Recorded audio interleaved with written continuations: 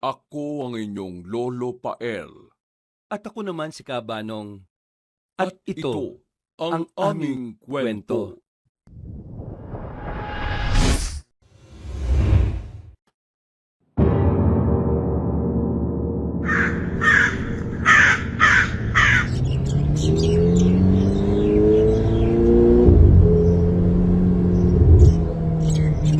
Ang ganda talaga ng tanawin dito sa probinsya no?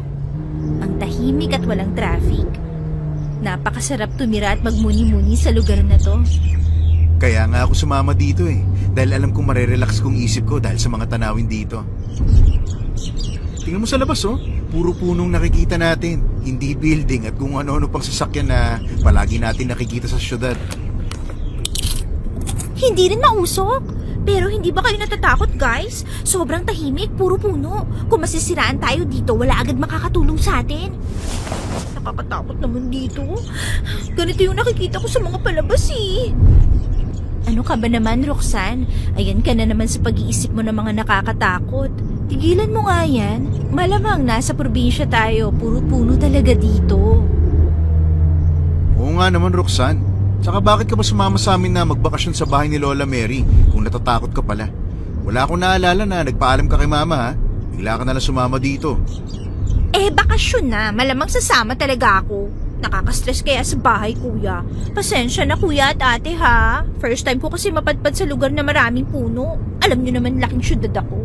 Para naman kayong mga sira, Masasanay ka rin, Roxanne. Lalo na at isang buwan tayong magbabakasyon dito. Ganito tayo katagal na mananatili sa bahay ng lola ko. Maganda doon at sariwa ang hangin. Kaya alam ko magugustuhan mo.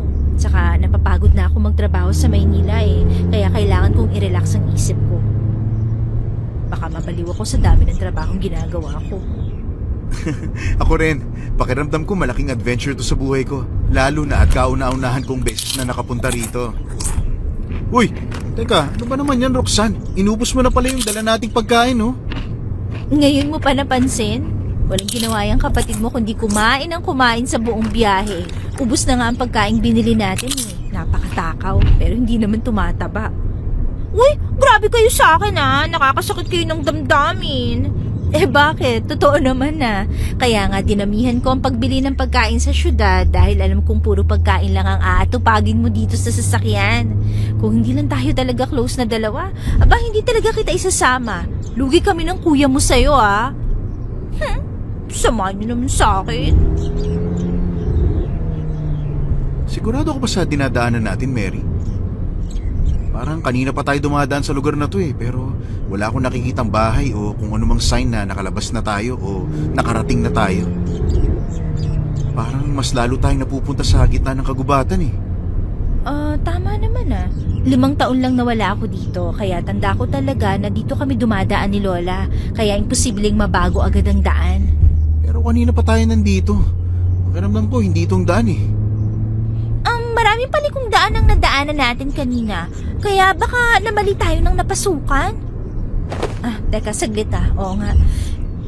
Hindi na itong daan Bumalik tayo, Troy. Mali ang napasukan natin. Hindi na ito ang papunta sa amin Sinasabi ko na nga ba.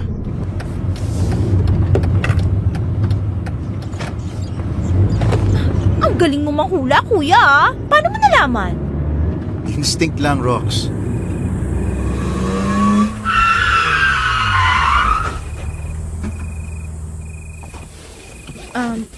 Teka. Ano nangyayari?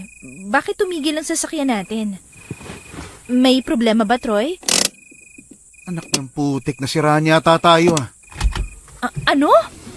Teka, anong gagawin natin? Ay, Diyos ko naman, wala tayong mapaghihinga ng tulong dito. Maghagabi na.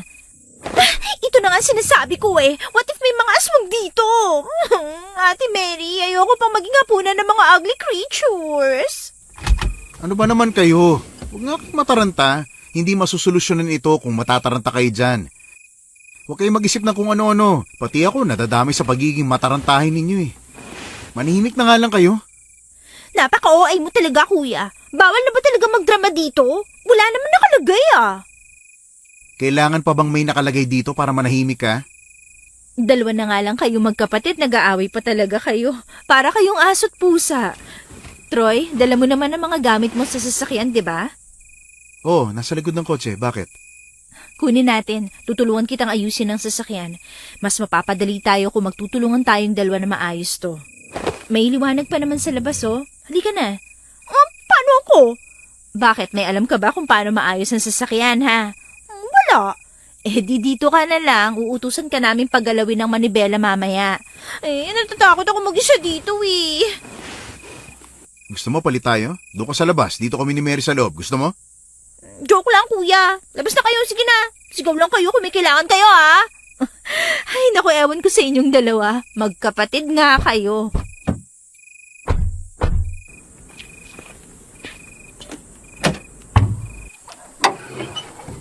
Mukhang malaking sira ng makina nito ah. Hindi agad natin ito matatapos ngayon. Anong gagawin natin? Nagugutom na rin ako, eh. Inubos ni Roxanne ang dala nating pagkain. Kaya wala tayong makakain sa loob ng kotse. Hindi pa naman masyadong madilim. Subukan nyo kayong maghanap ng pagkain sa paligid. Baka may mahanap kayong mga prutas na pwede nating kainin. Oo nga pala. Bakit hindi ko to naisip? Sige, iiwan ka namin dito. Isasama ko si Roxanne sa paghahanap ng pagkain. Marami namang puno dito, eh. Sana naman may makakain tayo kahit saging man lang, di ba? Sige, mag-iingat kayo ha. Baka may ahas dyan sa daan. Huwag mo akong takutin, ha. Alam mo namang takot ako sa ahas, eh.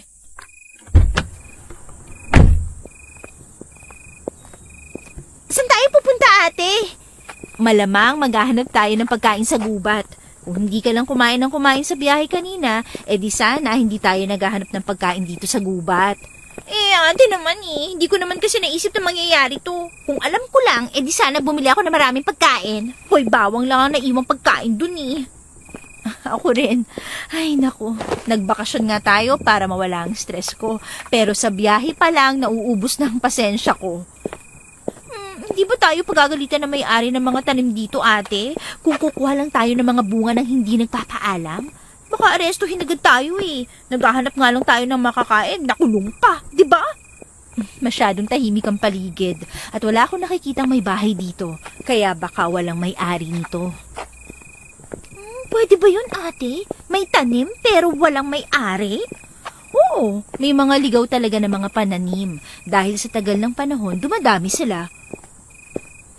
Wow, alam na alam mo talaga, ate. Siyempre, ako pa. Pero kanina pa tayo naglalakad, ate. Kahit isa wala tayong mahanap na pagkain. Nananakit na ang mga paa ko, eh.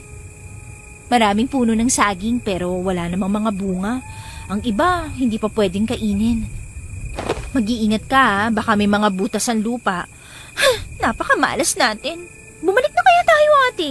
Lumalayo na tayo sa kotse, eh. Baka mawala pa tayo. Gutom na ako. Nagugutom na rin ako. Bakit kasi walang mga pagkain dito, eh. Ang laki-laki ng gubat na to pero kahit isa wala tayong maaaring makain. Ano ba naman yan? Parang pinaglalaroan ata tayo ng tadhana. Tara na nga. Baka hinahanap na tayo ng kuya mo.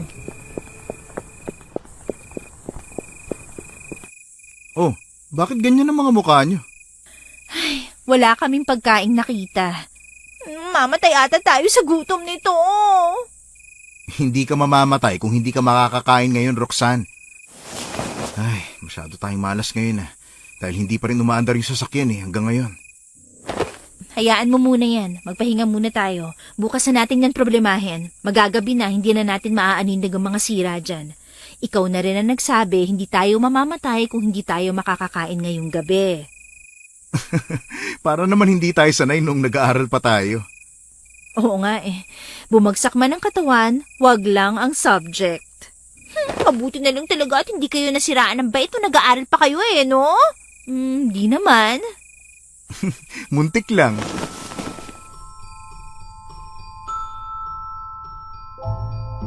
Dahil wala silang makain at hindi pa rin umaandar ang sasakyan, nagpahinga muna sila sa loob ng kotse dahil pagod na sila. Alam naman kasi nilang wala silang magagawa dahil walang katao-tao sa lugar. Wala silang mapaghihingan ng tulong, kaya puro kwentuhan lang ang ginawa nila para hindi matakot at para dalawin ng antok.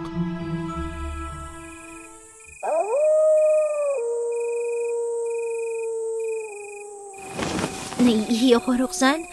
Samahan mo kaya ako? Saglit lang talaga. Sige na, maiihi na talaga ako eh. Saan ka iihi? Alangan namang dito, malamang dun sa likod ng puno ng saging. Halika na. Ate naman, nakakatakot sa labas. Ang dilim-dilim kaya. Uy, Kuya Troy, samahan mo kami sa labas. Talikod ka lang tumayo ka sa amin. Natatakot talaga ako eh. Ay, ano ba naman yan? Ikaw talaga, samahan mo na kami, Troy. Basta lumayo ka lang sa amin, ha? Nang dadamay pa talaga kayo ng tao. Hindi na kayo para makabalik na tayo kagad sa loob. Ang lamig-lamig sa labas eh. At marami pang insekto. Diyos ko naman, Ang dami niyong arte.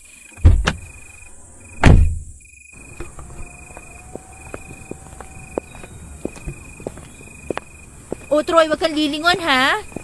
Oo nga, bilisan nyo na dyan.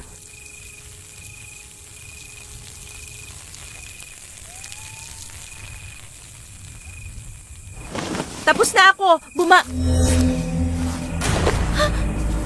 Ate! Ano yan? Kalahating katawan ba yan ng tao? Huwag kang manakot! Troy! May kalahating katawan dito! Ate! Ate, natatakot ako! Huwag mo akong iwan dito! Ano ba nung saan? Huwag mo akong hilahin. Nasisirang damit ko! Ano nangyayari, anak ng tokwa? Gumagalaw pa ang bitukan niya. Nakakadiri. Umalis na tayo dito, Troy. Baka bumalik pa ang kalahating katawan ng manananggal at atakihin pa tayo. Ayoko maging hapunan ng mga aswang ngayong gabi. Saan tayo pupunta? Uy, teka lang! Dahan-dahan naman kayo sa pagtakbo! Ate, may lumilipad naman ang ibon sa ibabaw natin. Huwag kang nililingon, Roxanne. Huwag mong tingnan ang mukha ng manananggal. Tumakbo ka lang. Manananggal! Aswang! May sumusunod sa atin na aswang! Ate, natatakot ako! Alam ko, pero kailangan mong tumakbo na mabilis kung ayaw mo maging hapunan niya tayo ngayong gabi. Hindi siya titigil hanggat hindi na tayo nauhuli. Bad trip! Hindi pa rin niya tayo nilulubayan! Pumasok tayo sa may mga puno ng saging para hindi agad siya makalapit sa atin. Bilisan mo, Troy! Ito na! Nasaan na tayo, ate? Ano ginagawa natin dito? Hindi ba tayo babalik sa kotse natin, ha, ate? Ay, nakawala rin tayo. Sa wakas. Hindi ko rin alam kung nasa na tayo at hindi na muna tayo babalik sa kotse natin. Nararamdaman kong kakaibang lakas ng hangin doon. Malamang naaamoy niya ang kotse natin at pupunta siya doon para atakihin ulit tayo. Anong klaseng lugar to? Yung mga bahay dito pero ang dilim. Parang nakakapagtaka naman ang mga naninirahan dito. May mga asin sa paligid nila. Subukan mo kayang kumatok, Troy. Baka pagbuksan tayo. Magpapalipas lang tayo ng gabi sa bahay nila. Tao po! Tao po! Ate, kuya, maaari po ba makituloy? Nasiraan po kasi kami ng sasakyan eh. Mabubuti po kami. Tao po! May tao sa loob, pero mukhang takot silang pagbuksan tayo. Itigil mo muna yan, Roxanne. Hindi tayo pagbubuksan dyan. Dahil kahit sigaw ang gawin natin, walang mangyayari.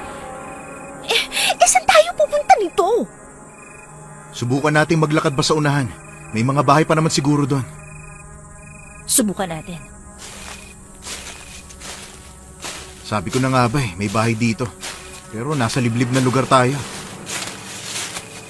Aling bahay ang kakatukin ko, ate? 2 bahay to eh. Teka, saglit lang. Ang dilim nila. Ang weird. Sa iba na lang kaya tayo kumatok? Parang hindi ko gusto ang hangin sa paligid dito eh. Kinakabahan ako. Ano ka ba naman, ate? Bakit pa tayo maghahanap sa iba kung pwede naman dito, di ba? Judgmental ka lang talaga ng bahay. Tama si Roxanne. Baka makasalubong pa natin yung manananggal sa daan kapag naglakad pa tayo papalayo. Maaaring niya tayong maamoy muli. Baka mapahamak pa ang isa sa atin. Sige na nga. Pero dapat hindi tayo magpakampante dito ha. Hindi dapat tayo magtiwala masyado sa kanila. Nakita niyo naman ang nakasagupa natin kanina. Hindi normal ang ibang naninirahan sa paligid na to. Alam namin, ate. Saka baka may pagkain sila dito. Gutom na ako eh. Tao po! Tao po! Ako nga pala si Roxanne. May mga kasama ako. Galing kami sa syudad at nasiraan kami. Mukhang ito na nga. May taong lumalabas. Anong sa atin, mga ineng? Magandang gabi po. Maaari po ba kaming makituloy sa inyo? Nasiraan po kami sa daan eh. Aba, oo naman. Maraming kagaya nyo na ang napapadaan dito. Kagaya nyo, nasiraan din sila. Halika, pasok kayo. Ay, maraming salamat po. Halina kayo guys, pumasok na tayo. Ayos lang kaya sa kanya na pumasok tayo ng ganun-ganun lang? Hindi nila tayo kilala. Bakit ang bilis niyang magtiwala? At hindi rin siya nagtanong ng kung ano-ano. Ano sa tingin mo, Troy? Papasok pa ba tayo? Kinakabahan ako eh. Parang hindi ko kayang tumuloy sa loob. Hindi ko gusto ang malakas na tibok ng puso ko. Nasa loob na si Roxanne. Hindi ko pwedeng pabayaan ang kapatid ko. At saka baka mapahamak pa tayo sa labas. Baka masyado lang tayong nag-iisip ng kung ano-ano dahil sa nakita natin. Halika na, pumasok na tayo. Hindi natin malalaman kung anong meron sa loob kung hindi tayo papasok, di ba? Ate, kuya, may saging dito oh. Alam kong gutom na kayo. Pumasok na kayo dito sa loob. Hindi ba kayo nilalamig, ha? Pasensya na kayo. Wala kaming naihandang pagkain eh. Hindi naman kasi namin inaasahan na pupunta kayo dito. Eh di sana nakapaghanda ako. Ayos lang po yun. Maraming salamat po sa pagpapatuloy, ah. Sitahin mo yung kapatid mo, Troy, ha? Alam ko. Roxanne, masyado ka naman yatang maraming kinakain. May bala ka bang ubusin lahat yan? Isa pa lang ang nakakain namin ng ate mo, oh. Sorry, kuya. Nagugutom na talaga ako, eh. Sino po pala mga kasama nyo dito? Asawa kong si Berto. Nasaan po siya? Umalis siya. Siguro bukas pa yun uuwi. Alam kong pagod na kayo. Magpahinga na muna kayo dun sa kwarto pagkatapos nyong kumain, ha? Nauuhaw po kasi ako. Maaari po bang makiinom ng tubig? Oo naman. Ako na ang kukuha para sa'yo. Dito ka lang, ha? Ang sangsang ng amoy ng paligid. Nasa kagubatan sila, ate. Malamang hindi uso ang mga kakaibang panlinis na ginagamit natin sa syudad, no? Aray naman, ate. Bakit ka ba namumurot, ha? Ang sakit! Roxanne, nakinig ka nga sa akin. Pigilan mo yung sarili mo, ha? Yan sa pagiging kampante sa mga tao dito. Hindi ka na nakakatuwa. Tama ang ate mo, Roxanne. Mukha naman siya mabait, pero hindi natin kilala ng lubusan ng mga tao rito. Kaya makinig ka sa ate mo, naintindihan mo? Oo, kuya. Hindi ko naman yung nakakalimutan, eh. Nakakapagtaka lang, ano? Bakit parang alam niya na may tinatakbuhan tayo? O sadyang mali lang talaga ang pagkakaintindi ko sa sinabi niya kanina? Hindi ko alam, ate. Masyado kasing sarado ang isip ko dahil sa nakita natin kanina. What if? Tanungin kaya natin si... Ano nga ba pangalan nun? Nakalimutan nating itanong, eh. Oh, Iha. Nandito na ang tubig mo. Maraming salamat po. Ako nga po pala si Roxanne. Siya nga po pala si Ate Mary at Kuya Troy. Nasiraan kasi kami sa daan at may nakita kaming putol na katawan sa gilid ng puno ng saging. Sabi ni Ate Mary, katawan daw yun naman nananggal. Nakakalungkot naman na naaamoy agad nila kayo. Ako nga pala si Alberta. Pwede niyo akong tawaging Alberta. Kinagagalak ko naming makilala kayo. Ang ibig niyo po bang sabihin? Marami sila? Oo. Marami talagang mga aswang dito. Kaya gabi pa lang, dapat wala nang gumagala dahil naaamoy agad nila kayo. Mabuti nga at ligtas kayo nakarating dito eh.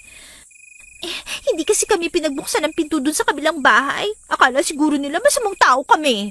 Konti lang kasi ang mga may bahay dito at walang nakakaalam kung sino ang gumagambala sa lugar na to gabi-gabi. Naiintindihan naman po namin kung bakit ayaw nila kaming patuluyin. Kaya maraming salamat po sa pagpapatuloy sa amin.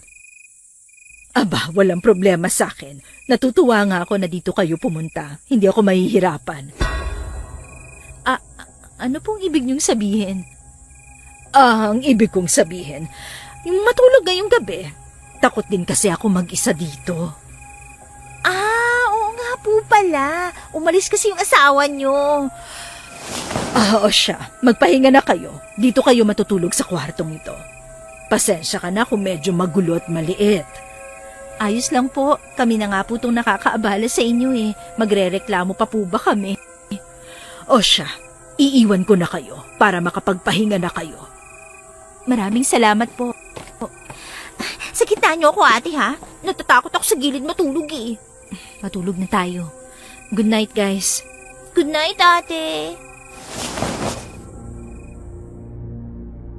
Habang mahimbing na natutulog si Mary, nagising siya sa kakaibang ingay sa labas. Pakiramdam niya ay may malaking ibon na lumilipad. At alam niyang hindi normal yun dahil alam niyang walang ganong klaseng ibon.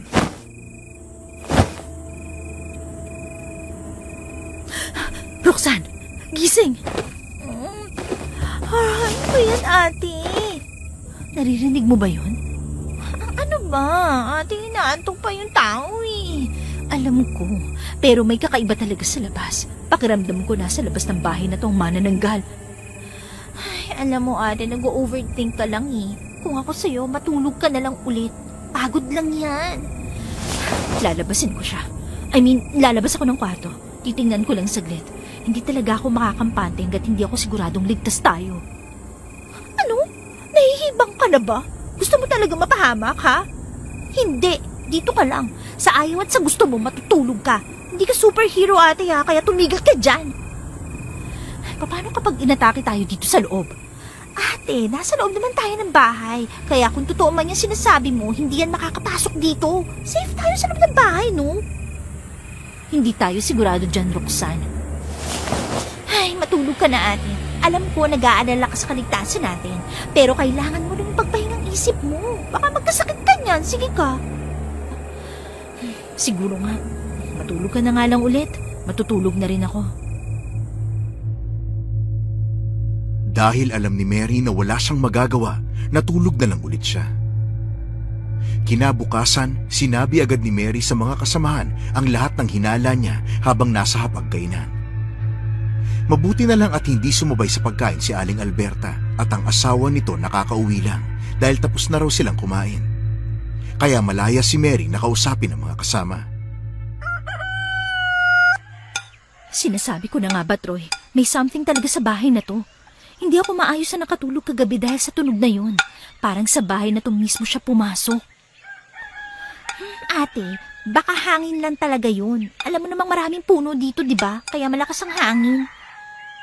Alam mo, Roxanne, kahit kailan, utu-utu ka talaga. Ouch, ate ha. Sakit mo naman magsalita. Kino-comfort na nga lang kita para hindi ka mag-overthink. Tapos sasabihan mo pa ako ng ganyan.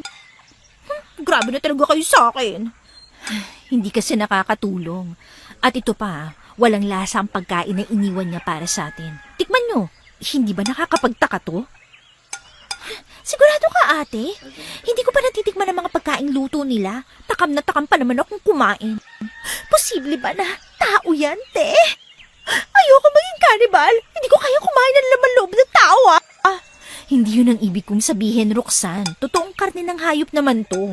Kaso yung pagkain, walang halong asin at bawang. Walang kalasa-lasa. Tikman mo. Oo nga. Nakakadiri. Nakakawalang ganang kumain. Prutas na lang ang kakainin ko. Baka mamaya karne pa talaga ng tao yan. Huwag na nga kayong magtalo. Aalis din naman tayo ngayon. Hindi tayo magtatagal dito. Kailangan natin balikan ang kotse natin para maiayos ulit yun. Uuwi na tayo. Hindi tayo ligtas sa lugar na to. Hindi talaga, kuya.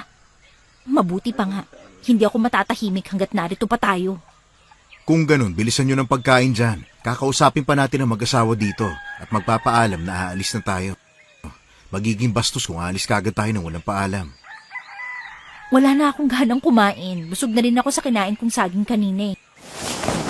Ako na lang magpapaalam kay Aling Alberta para makaalis na agad tayo. Samahan na kita, ate. Baka mamaya mawala ka pa eh. Ikaw ang bahala. Nasa loob lang naman sila ng kusina nag-uusap eh. Yan ba yung asawa ni Aling Alberta, ate? Nakakatakot naman ang mukha niya. Para siyang nangangatay ng tao. Huwag na kaya tayo magpaalam. Tingnan mo nga, may hawak siyang kutsilyo sa kamay. Baka mamaya gamitin pa yun sa atin. Oo, yan ang asawa niya. Nagulat nga ako na makita siya sa sala kaninang nakaupo. Mabuti na lang at pinakilala siya ni Aling Alberta sa akin. Berto daw ang pangalan niyan. Saka akala ko ba hindi mo sila pinaghihinalaan? Bakit parang ikaw pa nga ang ninenervyo sa ating dalawa? Nag-iingat lang ako, ate. Mas mainam na yung advance tayo mag-isip, di ba?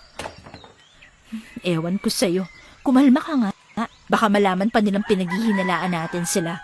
Baka hindi tayo payagang makalabas dito sa bahay. Ikaw na ang kumausap, ate. Sige na. Magandang umaga po, Aling Alberta, at sa inyo po, Mang Berto. Magpapaalam lang po sana kami na aalis na kami. Kailangan kasi naming balikan ang kotse namin eh. Ah, ganun ba? Ang bilis naman yata. Hindi ba pwedeng magtagal muna kayo dito? Kailangan po kasi. Nagmamadali ba kayo? Oo po. Hinihintay na po kasi ako ng lola ko. Baka nag-aalala sa akin kapag hindi pa kami makarating doon.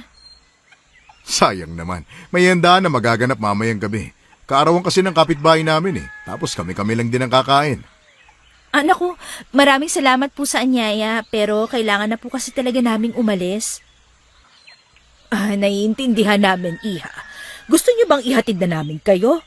Wala naman kaming ibang gagawin ngayon. Baka kasi maligaw ulit kayo. Hindi na po. Kaya na po namin. Naalala ko pa naman po yung dinaanan namin kagabi, kaya wag na po. Makakaabala pa po kami. Kung ganon, mag-iingat kayo. Bukas ang bahay namin sa muling pagbabalik ninyo. Maraming salamat po. Tara na, ate. Hindi talaga kita masisisi, ate, kung bakit pinaghihinalaan mo sila eh. Kakaiba talaga silang gumalaw at magsalita. Tapos parang kakainin tayo ng asawa ni Aling Alberta. Tingnan mo yung mga tingin niya, oh. Kaya nga, hindi ba?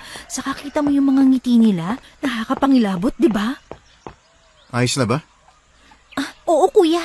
Makakaalis na tayo. Mabuti naman kung ganun. Para maaga nating matapos ang pag-ayos ng kotse. Siguraduhin yung wala na kayong naiwan dito, ha? Wala na. Maayos ng lahat. Pwede na tayong lumabas ng bahay.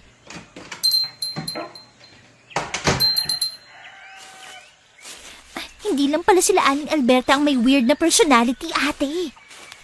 Bakit? Tingnan yung mga kapitbahay nila. Para tayong may ginawang masama sa kanila dahil sa mga tingin nila, oh. Tingnan mo. Hayaan nyo na lang. Baka mas lalo tayong mapasama kapag nalaman nilang pinag-uusapan natin sila. Ang pag-usapan nyo na lang kung tama pa tong dinadaanan natin pabalik. Masyadong madilim kagabi kaya hindi ko na masyadong maalala yung daan. Tama naman. Tumingin-tingin din kayo sa paligid, Baka may madaanan kayong pagkain. Magugutom talaga tayo mamaya. Ate, nakakapagtaka lang. Sa dami talaga ng tanim dito, pero kahit iisa walang bunga. Wala ring mga hayop na napapadaan. Para bang sinadya na wala talaga tayong mahanap ng pagkain. O baka masyado lang talaga ako nag-iisip lang kung ano-ano. Roxanne, wala tayong magagawa. Mga dayo lang tayo dito. Hindi natin kabisado ang bawat lugar. Kung sana nandun tayo sa bahay ng lola ko, hindi tayo naghihirap na maghanap ng pagkain dahil marami kaming tanim doon. Kaya nga dapat pagbutihin natin ang pag-ayos ng kotse para makarating na tayo doon. Hindi ba tayo babalik ng syudad, kuya? Paano kung bumalik ang manananggal? Masyado na tayong malayo. Mas mahihirapan tayo kung babalik pa tayo sa syudad. Tama ang kuya mo, Roxanne. Mas maganda kung magpapatuloy tayo. Malapit na rin naman tayo eh. Nagkamali lang talaga tayo ng lugar na dinaanan. Kayong bahala! Ilang minuto lang ang paglalakad nila bago nila natagpuan ang pinag-iwanan nila ng kotse. Hindi sila nagsayang ng oras at sinubukang ayusin ang sasakyan nila. Dahil marami pa silang kailangang ayusin, nakaramdam na agad ng pagkagutom at uhaw sina Mary. Dumagdag pa ang init ng sikat ng araw. May tubig pa ba, Roxanne? Pahingi nga ako. Gutom na naman ako eh. Gusto ko na namang kumain kaso wala talagang pagkain. Tirik na tirik pa naman yung araw, oh. Gusto mo bumalik tayo sa bahay ni Aling Alberta? Ikaw na lang, Roxanne. Kita mo naman ang kakaibang ngiti nila sa atin. Tapos gusto mo pa talagang bumalik doon? Mas ayos pa sa akin na hindi ako makakain kesa ako ang kainin nila. What if hindi talaga sila aswang, ate? Tapos naging judgmental lang tayo sa mga kinilos nila dahil sa nakita nating putol na katawan. Wala naman kasi tayong pruweba, di ba? Na aswang talaga sila. Paano mo may papaliwanag ang pagkain nilang walang kalasa-lasa, ha? Hello, ate. Nasa gitna tayo ng kagubatan. Baka naman naubusan lang sila ng asin dahil wala naman talagang tindahan dito. At higit sa lahat, malayo to sa syudad. Nakakagilty kaya na pinaghinalaan natin sila habang tinulungan naman nila tayo. Actually, ikaw lang naman talaga nag-iisip ng kung ano-ano eh. Nadamay lang talaga ako. Wow, pasensya naman kung nag-iingat ako. Mas mainam na yung handa tayo. Tsaka nagpasalamat naman tayo bago umalis Ayos na yun. Tigilan nyo na nga ang pagtatalo dyan. Malapit na ako matapos. Makakalis na tayo maya-maya. Parang nagmamadali ata ang panahon. Ilang oras na lang magdidilim na naman. Yung nirereklamo nyo dyan, kung tinutulungan nyo sana ako, edi sana tapos na natin to. Kanina pa sana tayo nakaalis. Aba kuya, kung pinayagan mo sana ako matutong mag-drive, edi sana alam ko kung paano paggalawin at ayusin ang sasakyan kapag nasisira. Ay, ang dami mong satsat. Manahimik ka na nga lang. Masakit ang ulo ko sa'yo, Roxanne.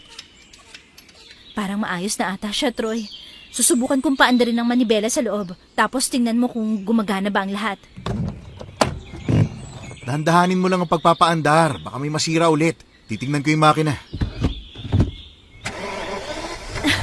Teka, umaandar na siya, Troy. Makakauwi na tayo. Gumagana na. Ay, finally! Thank you! Halika na, kuya. Pumasok ka na sa loob para makaalis na tayo. Dali! Tara na, ano pang hinihintay nyo? Umalis na tayo. Ako na magmamaneho. Makakakain na rin ako ng masasarap na pagkain pagkatapos kung hindi makakain ng maayos buong gabi. Ay, kapag nakauwi talaga tayo, kakain talaga ako ng maraming lechon manok at baboy. Pagkain lang talagang laman ng isip mo no? Pero hindi ka naman tumataba. Malamang kuya, buong maghapon kaya na puro tubig at saging lang ang laman ng tiyan ko. Hindi ka ba naaawa? Bakit ako maawa sa'yo kung pareho lang naman tayo walang pagkain? Ay, ewan ko sa inyong dalawa. Anong oras na kaya? Tumidilim na naman ang paligid. Lobat ang keypad ko, ate. Hindi natin malalaman ang oras. Sayang. Pero siguro nasa mga alas 6 na ngayon. Kung bibilisan ko ang pagmamaneho, makakarating siguro tayo na mabilis doon. Madilim ang paligid, Mary. Baka madisgrasya tayo kung pabibilisin natin ang takbo ng kotse. Ayos na ang takbo natin. Hindi mabagal, hindi rin ganun kabilis. Makakarating din naman tayo doon kung ganito kabilis ang takbo natin. Sabi ko ng tokwa. Ano yun? May kumakalampag sa bubong ng kotse natin Ano na naman to? Nako, bilisan mo ang pagmamaneho, Mary. Nasa itaas natin ang manananggal. Inaatake na naman nila tayo. Ate! Bilisan mo, ate! Nakasunod sila sa atin! Ito na. Huwag mo hilahin ang damit ko. Mababangga tayo. Mas gusto ito pang mamatay dahil sa disgrasya kaysa maging hapunan nila. Tigilan mo nga yung kakasigaw dyan, Roxanne. Hindi nakakatulong. Nininervyos talaga ako dahil sa'yo eh. Ano gagawin ko, Troy? Mabubutas ang ibabaw ng kotse natin dahil sa mga atake nila. Idiretso mo lang ang sasakyan, Mary. Kung titigil tayo, mas lalong mapapadali sa kanila ang pag-atake sa atin. Ilan ba silang nakasunod sa atin? 2. Diyos ko, bakit ang dami nila? Mukhang aatakihin nila tayo sa harapan. Lumiko ka, Mary. Bumalik tayo sa dinaanan natin. Bilisan mo! Kung ganon, humawa kayo na mahigpit. Ate, bilisan mo ang pagmamaneho. Masisira na pintana sa pilit ko dahil sa mga hampas nila. Sinusubukan ko kaso ang bilis nilang lumipad. Ano ba naman?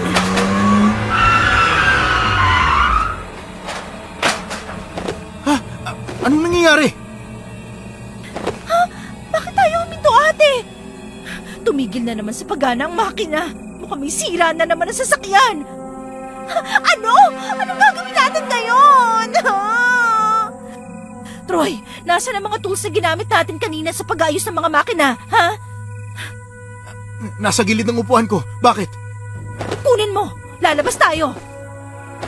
Ate, masyadong delikado sa labas. 4 sila. 3 lang tayo. Hindi nila tayo lulubayan, Roxanne, kung hindi natin sila lalabanan. Wala ako ibang maisip na ibang paraan para mapaalis sila. Kung natatakot kang lumaban, dito ka lang. Hindi ka naman namin pipiliting sumama sa amin sa labas. Tama ang ate mo, Roxanne. Ito na, Mary. Kaya mo bang lumaban, Mary? Oo, Wala naman kasi tayong ibang pagpipilian, Troy. Kakayanan natin to, Roxanne. Kahit anong mangyari, huwag mong bubuksan ang pintuan, ha? Iligtas mong sarili mo. Ate naman. Naiintindihan mo ba? Oo na, ate. Mag-ingat kayo. Halika na, Mary. Pagkababa pa lamang, agad na nilang inihanda ang kanilang sarili. Sabay na sumugod ang dalawang manananggal, kaya agad na dinipensahan ni Mary ang kanyang sarili.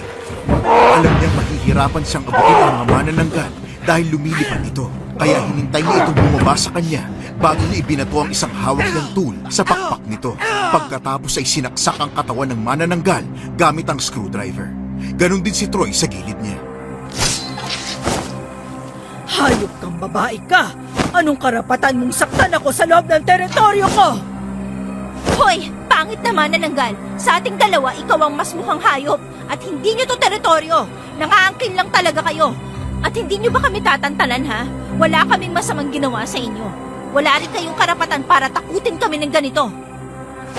Hindi namin kasalanan na napunta kayo sa lugar nito. Kayo ang may kagagawa ng sarili mong kapahamakan. Masyadong sariwa ang mga dugo mo. Ang sarap sipsipin. Batang-bata pa kayo, kaya malamang matamis ang mga laman loob ninyo. Yak! Nakakadiri ka! Wala ka bang laman loob, ha? Bakit hindi yun nakainin mo? Ah, oo nga pala. Iniwan mo ang katawan mo. Pabaya ka. Paano kapag inabuso ang katawan mo, ha? Ano ba pinagsasasabi mo dyan, Mary? Hindi tong oras para magbiro. Pwede ba tumahimik ka dyan? Naiihina ako sa takot dito. Nakakatawa ka, Iha. May gana ka ba talagang magbiro sa gitna ng kamatayan mo? At sinong may sabi na mamamatay ako, ha? Hoy, huwag ka masyadong ilusyonada. Mauna ka pang mamatay kesa sa akin. Sa tingin mo talaga makakaligtas pa kayo? Hindi kami titigil hanggat hindi namin kayo nagiging hapunan!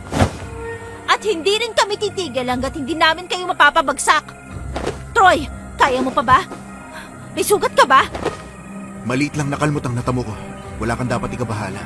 Kayang-kaya na natin ang dalawang to. Parehas silang may mga sugat. Kung ganon. Layas! Ah! Mga ugly creatures! Layas! Aray! Walang yakang pakialamera, babae ka! Ang dami mong sinasabi. Namnamin mo ang pagkain na tira namin! Layas! Ugly creature! Ah! Hoy, Roxanne, ano ginagawa mo? Ano yan, ha? Can't you see, ate? Pinapaalis sila. Nakita ko sa kotse natin ang tirang pagkain natin na may halong bawang. Buti effective talaga na nakakapagpalayas to ng aswang. Ganyan nga, Roxanne. Ayusin mo ang pagbato para mapaalis natin sila. Pahina na ng pahina ang katawan nila dahil sa mga sugat na nagawa namin sa katawan nila. Kaya hindi na sila magtatagal. Babagsak na ang katawan nila. Tigilan mo na yan! Ginagalit mo talaga ako! Tumigil ka na, bruha! Galingan niyo sa pag-ilag dahil kapag natamaan kayo nito, sigurado akong sunog pati ang madilim yung kaluluwa. Kaya kung ako sa inyo, aalis na ako kung ayaw niyo pang mamatay. Tandaan nyo, gaganti ako. Babalik at babalikan ko kayo. Nasa palad na namin ang buhay ko. Kaya hindi na kayo makakatakas pa. Masyado kayong natuto. Mga walang ya! Walang ya ka rin. Ang pangit ng tabas at dila niya. Nakakadiri ang putol niyang katawan. Yak! At ang itim niyang mga kuko. Hindi ba uso sa kanilang nail cutter, ha? Yak! Salamat, Roxanne, ha? Aba, walang anuman, ate. Mabuti na lang may naiambag din ako, di ba? Mabuti nga. Hindi yung puro sigaw ka lang. Awa, nakaka-offend ka na talaga, kuya. Takot na takot kaya ako kanina. Pakiramdam ko nga, maiihina ako sa takot eh. Dumudugo ang braso mo, Troy. Kailangan nating gamutin ang mga kalmot sa katawan mo dahil kahit maliit lang ang sugat sa braso mo, malakas pa rin ang agos ng dugo. Tama nga, kuya. Wala na nga tayong maayos na pagkain eh. Mauubusan ka pa talaga ng dugo. Baka puro buto na lang ang maiwan sa'yo pag uwi natin sa bahay. Saan tayo kukuha ng gamot? Wala tayong mahihinga ng tulong dito. Bumalik na kaya tayo sa bahay ni Aling Alberta. Humingi tayo ng tulong doon. Teka lang. Babalik tayo doon? Oo, ate. Wala na tayong pagpipilian. Kailangan nating ipagamot si kuya. Wala tayong ibang mahihinga ng tulong ngayon kundi sila lang. Ayokong bumalik doon. Maghanap na lang kaya tayo ng iba. Ay, alam ko na ayaw mo, ate. Pero may magbubukas ba sa atin ng pintuan pag sa iba tayo humingi ng tulong, ha? Lahat sila takot. Saka konting lakad lang ang gagawin natin. Makakarating na agad tayo sa bahay nila. Oo na. Pumapayag na ako. Huwag ka mag-alala, ate. Mag-iingat tayo kagaya ng sinabi mo. Kakampi mo kami. Maniniwala kami sa'yo. Ano, tara na. May sugat ka rin, Mary. Nag-aalala ka sa akin pero hindi mo napansin na may sugat ka rin sa leeg mo. Wala to. Tara na. Kahit labag man sa loob ni Mary, wala siyang ibang pagpipilian kundi bumalik sa bahay ni Aling Alberta. Mahigpit na naghawakan sa braso sina Mary at Roxanne. Nang makita na kakaiba ang ekspresyon ng mukha ni Aling Alberta nang binuksan nito ang pinto ng bahay. May halong saya, panganib at nakatagong galit sa mga mata nito habang nakatingin sa kanila. Hindi alam ni Mary kung guni-guni lang niya ito pero mas lalong sumama ang pakiramdam niya. Bumalik kayo. Sinugod na naman kayo ng manananggala, ha? Parang ganun nga po. Paano niyo po nalaman? Dahil pumupunta lang kayo dito kapag inaatake nila kayo. May sugat ka rin, Mary. Ayos lang po ba na dumito muna kami ngayong gabi? Kailangan kasi namin gamutin sila Ate Mary at Kuya Troy eh. Oo naman.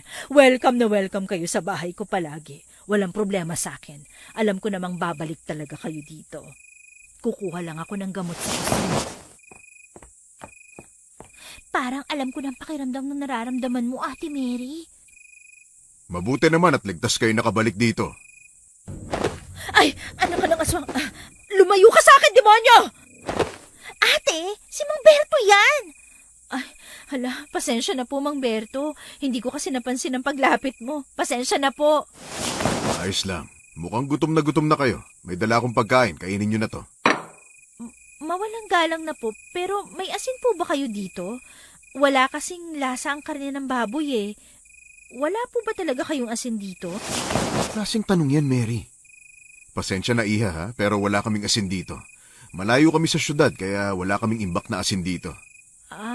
Ganun po ba? Sabi ko sa'yo ate, kaya walang lasang pagkain nila dito kasi malayo sila sa tindahan. Bakit, Mary? Ayaw mo ba? Hindi naman po sa ganun. Ayos na po to. Ayos lang. Maraming salamat po sa pagkain, ha? Kung ganun, maiwan ko na kayo. May kakatayin pa akong hayop sa labas. Iingat po. Ate, grabe. Nakakatakot talaga siya magsalita. Mabuti naman at hinandaan kayo ng pagkain ng asawa ko. O siya, sige, magpakabusog kayo. Susundan ko lang ang asawa ko. Pagkatapos niyong kumain, umakyat na agad kayo sa kwarto niyo, ha? Paano mabubusog kung walang lasa? Aray! Ito na naman. Sige na, tatahimik na. Pigilan mo yung bunganga mo, ha, Roxanne? May problema ba, mga iha? Wala po. Maraming salamat po. Aakit na po kami maya-maya. Tatapusin lang namin ang pagkain. Salamat po sa pagkain. Sobra-sobra na po ang naitulong niyo sa amin. Walang anuman. Maiwan ko na kayo. Hindi ko na kayang kumain. Ayos na yung konting nakain natin. Ako rin. Matulog na kaya tayo. Pagod na ang katawan natin eh. Troy, mauna ka nang umakyat sa taas. Ililigpit lang muna namin ni Roxanne ang pinagkainan natin. Nakakahiya naman kung si Aling Alberta pang paghuhugasin natin. Kayong bahala. Bilisan nyo lang dyan. Susunod kami agad ni Roxanne. Medyo luma na pala tong bahay ni na Aling Alberta. Medyo nag-iba na ang kulay ng mga kahoy. At kakaiba na rin ang amoy.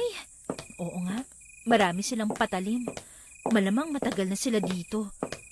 Kung matagal na nga sila dito, ate, at alam nilang may manananggal na umaali-aligid dito, bakit hindi pa sila umaalis? Hindi sila natatakot? Roxanne, hindi ko alam. Kasi iyan din ang pinagtataka ko eh. Gusto kong isipin na nagkamali lang ako ng akala sa kanila na aswang sila dahil palagi silang nandyan sa atin kapag kailangan natin ng tulong. Agree din ako sa'yo, ate. Ay, naku. Sa tingin mo, paano natin matatalo ang mga manananggal na yon kung walang mga pananggalang lugar na to? Yan ang tanong na mahirap sagutin, Roxanne. Naniniwala na lang ako sa himala na sana makaalis tayo ng ligtas at buo sa lugar na to. Magsisipag na talaga ako sa pag-aaral kapag nakaalis tayo dito. Parang karma na sa akin na nangyayari sa atin eh. Ewan ko sa'yo, Roxanne. Huwag kasi puro novel ang gawin mo. Magsipag ka rin sa pag-aaral. Para rin naman yan sa kinabukasan mo eh. Promise, last na talaga to, ate. Ano yun? Parang may kumalampag sa gilid ng bahay. Rinig mo yan, ate? Parang may nakulog. Baka bunga ng nyug lang yun. O baka sila Aling Alberta lang yan. Nasa labas sila, hindi ba? Baka may ginagawa sila. Ate, umakit na kaya tayo? Natatakot na ako eh. Tapos na rin naman tayo eh. Sige na. Sige na nga. Pero saglit lang. Anong ginagawa mo? Bakit kumukuha ka ng kutsilyo dyan? Pangdepensa. Mas mainam na yung may hawak tayong patalim. Baka biglang may pumasok sa bahay na to tapos wala tayong gamit na panlaban sa kanila. Gusto mong kumuha? Hindi na. Baka mapansin ni Aling Alberta na nawawala mga kutsilyo niya. At palayasin tayo ng 10 oras ng gabi dahil mapagkakamalan tayong magnanakaw. Napaka-OA mong mag-isip. Hindi nila yan mapapansin, no? Sige na, akit na. Kahit payapa ang paligid, hindi talaga makatulog ng maayos si Mary. Kaya kinabukasan, maaga siyang bumangon. Lumabas siya sa kwarto nila at pumunta sa kusina para uminom ng tubig. Nang matapos na siya, agad siyang lumabas ng kusina at sakto namang nakasalubong niya si Roxanne, nakabababa lang. Ang aga mo naman atang nagising, ate. Hindi ako nakatulog ng maayos eh. Oh, saan ka pupunta? Magpapahangin lang sa labas. Gising na bang kuya mo? Oo, nasa loob pa rin ng kwarto nagpapahinga. Ang lamig talaga ng simoy ng hangin kapag napapalibutan ng maraming puno, no? Masyadong tahimik at payapa ang paligid. Kung hindi lang talaga nakakatakot dito, siguro dito ko na gustong tumira. Ako rin. Teka, si Aling Alberta ba yun? Ang aga naman yata niya nakikipagchismisan sa kapitbahay niya. Parang may seryoso silang pinag-uusapan, ate. Teka, sugat ba yung nakikita ko sa braso ni Aling Alberta? Oo nga, no? Hindi ko yan napansin kagabi. May sugat rin sa braso ang kasama niya. Ano nangyari sa kanila? Oh my gosh, ate! Ano ba nangyayari sa'yo? Tama, naalala ko na. Hindi ba nasugatan niyo ni Kuya Troy ang kalaban yung manananggal kagabi? At naalala ko, napatamaan ko ng pagkain na may bawang ang isa sa kanila, hindi ba? Kaya sigurado ako mag-iiwan yun ng marka ng sugat sa katawan nila. Sa mismong kamay nila to tumama at sa mismong kamay din nagkasugat si Aling Alberta at ang kausap niya. Ang ibig mong sabihin, tama ang hinala ko sa kanila ng mga aswang sila? Parang ganun na nga. Naku, anong gagawin natin, ate? Nakikitira tayo sa bahay ng tunay na kalaban natin. Parang tayo mismo ang nagpapakain ng laman loob natin sa kanila. Ay, ano ka ba? Tigilan mo nga yung pagiging matarantahin mo. Nakatingin silang dalawa sa atin. Kapag nalaman nilang alam na natin ang tunay nilang anyo, baka hindi na tayo makapagplano ng maayos. Sino hindi matataranta at maiiyak kung kakaiba silang tumingin sa atin? Para tayo masasarap na pagkain sa paningin nila, ate. Yan, palapit na sila sa atin. Matatamaan ka talaga sa akin kung hindi ka kakalma dyan. Gising na pala kayong dalawa. Ano pinag-uusapan niyo? May problema ba? Magandang umaga po. Wala naman po. Nag-uusap lang kami ni Roxanne ng kung ano-anong bagay. Hindi ba, Roxanne? Oo. Ganun ba? Kamusta na pala ang kasama niyong lalaki? Ayos na ba siya? Opo. Nasa itaas po siya. Nagpapahinga. May kailangan po ba kayo? Wala naman. Baka naman pwedeng dumito muna kayo hanggang bukas.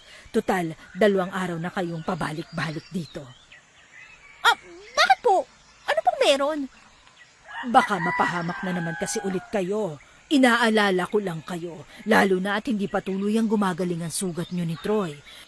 Tsaka may salo-salong magaganap mamayang gabi, kasama ang kapitbahay namin.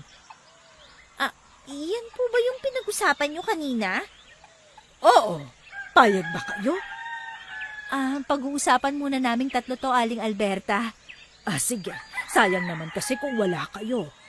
4 lang kaming magsasalo-salo eh. Sinong pagsasalu-saluhan? Kami? Ano yon, Iha? May sinasabi ka ba? Wala po. Ang ibig niya pong sabihin, ano pong pagsasaluhan natin mamaya? Nakakahiya naman po kasing wala kaming dalang pagkain. Ay, kayo lang sapat na. Iiwan ko na muna kayo dito sa bahay. Aalis muna kami. Siguraduhin niyo mag-iingat kayo sa bahay na ito, ha? Sige po, mag-iingat din po kayo. Huwag na sana kayong bumalik. Ano, Iha? Yung manananggal po. Huwag na sanang bumalik. Ingat po kayo, Nang makaalis na si Aling Alberta, umakyat agad ng kwarto si Mary at Roxanne at kinausap nila si Troy sa nakumpirma nilang impormasyon. Parehas na hindi maayos ang mukha ng dalawa nang makapasok sila sa loob ng kwarto, kaya nag-alala si Troy sa kanila. Anong nangyayari sa inyong dalawa? Para kayo nakakita ng aswang Hindi lang namin nakita, kuya. Nakausap pa namin. Hindi, mali. Natin pala mismo. Ano bang pinagsasasabi nyo? Ang pamilyang tumutulong sa atin at ang kapitbahay nila. Sila mismong manananggal na nakalaban natin kagabi. Sigurado ako, yung manananggal na humabol sa atin nung unang gabi pa lang natin, asawa ni Aling Alberta. Si Mang Berto? Oo, Teka, saan nyo nakuha ang impormasyon na yan? Sigurado ba kayo? siguradong sigurado na kami, Troy. Nakuha nila ang mga marka ng sugat na ginawa natin sa kanila kagabi. Kaya hindi na kami maaaring magkamali dito. Anak ng tokwa, nasa paligid lang pala natin ang tunay na kalaban. Sabi ko naman kasi sa'yo may kakaiba talaga sa bahay na to. Anong gagawin natin ngayon? Aalis ba tayo ngayon, Saktong umalis sila Aling Alberta. Mahaba ang oras natin na makapaglakad papalayo dito. Saan sila pumunta? Hindi namin alam. Basta nagpaalam lang sila sa amin kanina. Kung aalis tayo ngayon, mahuhuli at mahuhuli pa rin nila tayo. Kailangan pa nating ayusin ang sasakyan. Mas magiging delikado tayo kung lalayo agad tayo sa kanila. Dahil napapansin ko sa tuwing umaalis o napapalayo tayo sa kanila, doon sila umaatake sa atin. Parang iniingatan din nila ang sarili nila na hindi natin malaman ang sikretong tinatago nila. Anong plano mo, Mary? Dumito muna tayo. May handaan na binanggit kanina si Aling Alberta na magaganap mamayang gabi. Alam niya nagpaplano tayong aalis na naman, kagaya ng palagi nating ginagawa. Kaya baka magkatotoo na tayo ang maging handa nila kapag umalis agad tayo. Ang ibig mong sabihin, kailangan nating bantayan ang mga galaw nila para hindi sila makapag-anyong aswang, ha? Parang ganun na nga. Wala na tayong ibang maisip na paraan, lalo na at wala makakatulong sa atin kundi ang mga sarili natin. Hindi tayo matutulog mamayang gabi. Kailangan nating pag-aralan ng mga galaw nila. May itatanong din ako sa mag-asawa mamaya. Sana kumagat sila sa plano ko. Ate Mary, ano binabalak mo? Malalaman mo mamaya. Basta ayusin niyo ang mga galaw niyo. Dapat hindi nila alam na pinaghihinalaan natin sila. Naintindihan ko. Susubukan ko, okay? Kahit natatakot ako sa itsura ng mukha ni Mang Berto. Kakayanin natin to, guys. Tiwala lang. Makakasurvive din tayo. Basta magtulungan tayo. Wala maiiwang mag-isa sa atin. Sabay-sabay tayong aalis dito. Yeah, fighting! Kahit tinatamad at pagod na akong lumaban. Literal na adventure talaga to, Nakakatakot umulit. Hindi na talaga tayo uulit. Kinagabihan, kagaya ng napagplanuhan nila, nakisalo sila sa mga aswang. Maraming prutas at karne ang nakahanda sa mesa. Pero kagaya ng dati, wala pa ring lasa ang nilagang karne.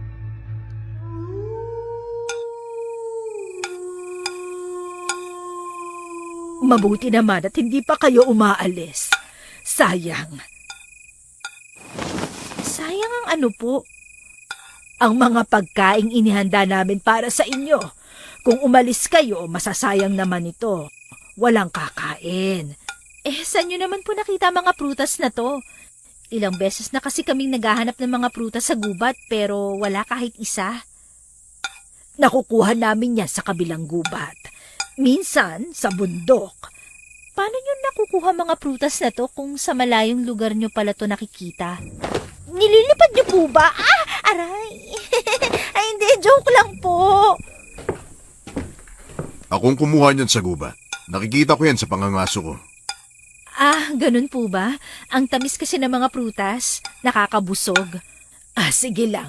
Kumain lang kayo. Magpakabusog kayo, ha? Matagal na po kayo dito, 'di ba? Para hindi agad tayo maghinala.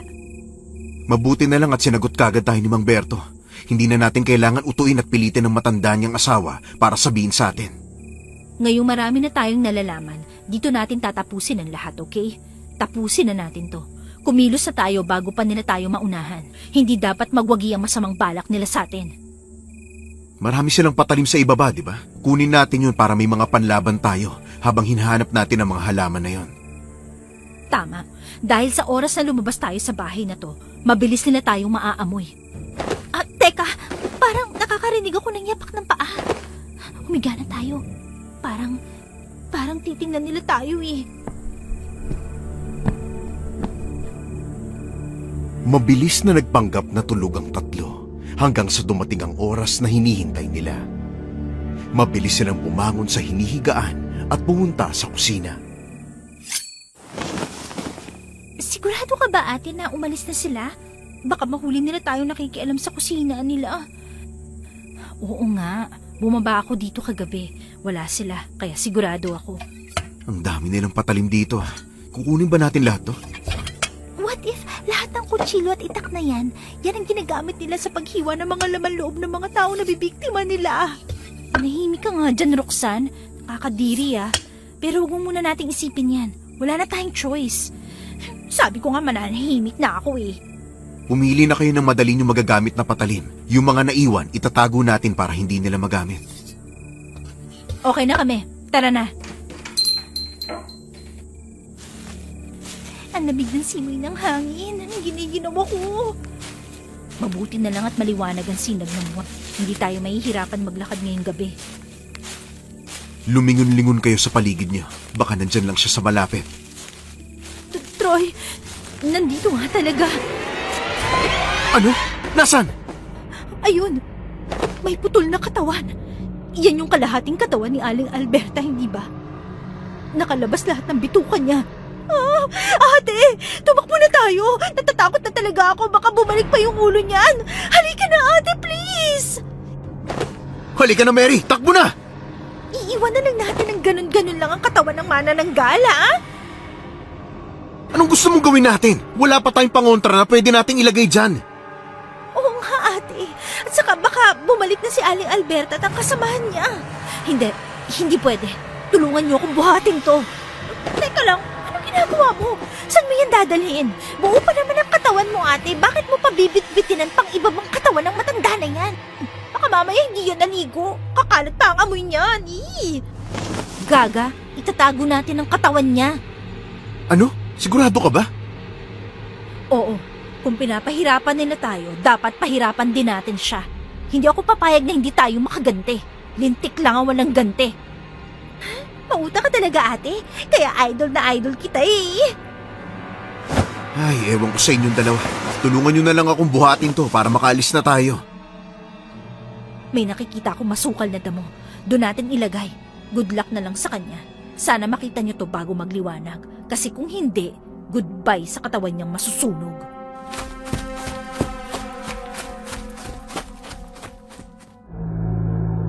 Matapos nilang maitago ang kalahating katawan ng manananggal, agad silang tumakbo papasok sa gubat para maghanap ng matataguan. Alam nilang hindi sila makakagalaw ng maayos kung nasa puder sila ng kalaban. Teka lang, dahan-dahan naman sa pagtakbo. Baka mamaya may butas dito, mahulog pa tayo. Hindi tayo pwedeng tumigil, ate. Baka maabutan nila tayo. Maaabutan at maaabutan talaga nila tayo kapag nakita tayo. Hello? May mga pakpak kaya yung mga yun. Mabilis gumalaw. At saka hindi tayo pumunta sa gubat para tumakbo lang ng tumakbo. Nandito tayo para maghanap ng mapagtataguan. Kanina pa ako nagmamasid pero wala pa ako nakikitang pwedeng pagtaguan. Baka meron sa unahan. Dahan-dahan lang tayo sa paglalakad. Hinihingal na ako eh. Wala pa tayong dalang tubig. Nakalimutan pa nating magnakaw ng prutas sa tubig kina Aling Alberta. Wow, ate Lumayas ka na nga. Magnanakaw ka pa, ganon ha? Siyempre, as if naman nahanapin pa nila yung ninakaw natin. Halatang naglagay lang sila ng prutas sa gubat para akitin tayong manatili sa kanila. At tayong mga patay gutom, game na game namang manatili dahil may pagkain. Hoy, grabe ka naman makasabi ng patay gutom, Troy. Hindi ba pwedeng gutom na gutom lang tayo kaya no choice kundi pumunta sa kanila? Grabe ka ha, nakakasakit ka rin ng feelings namin.